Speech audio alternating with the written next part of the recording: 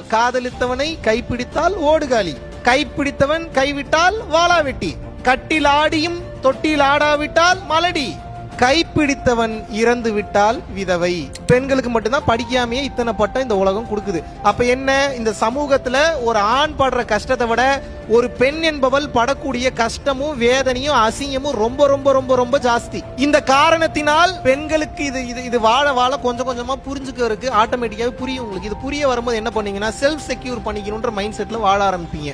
அப்ப என்னன்னா, பொருள் பற்று பொருள் பிடிப்பு என்பது மிகவும் அதிகமாகி விடுகிறது. ஒரு ஆம்பளை ஒரு ரோட்ல படுறானா கூட ஈஸியா படுத்துவான். ஒரு பெண்ணால் அப்படி படுத்து தூங்க முடியாது. எப்படி தூங்க முடியும்? பாதுகாப்பு கிடையாது. உலகம் என்று அப்படித்தான் இருக்கிறது. குடும்ப மான மரியாதை போயிடும். அப்ப என்ன, அக்கமோடேட்டிங் குவாலிட்டி பெண்களுக்கு கம்மி, ஆண்களுக்கு அதிகம். ஏற்றுக்கொள்ளக்கூடிய தன்மை இதனால்தான் ஆணிற்கு அதிகம், பெண்ணிற்கு குறைவு. இப்ப புரியுதா புரியலையா? சண்டைக்கு வந்துட மாட்டீங்கல்ல? என்னங்க நீங்க பெண்களை ஏன் இப்படி பேசுறீங்க வைக்கிறீங்க? பாருங்க, பெண்களை மிகவும்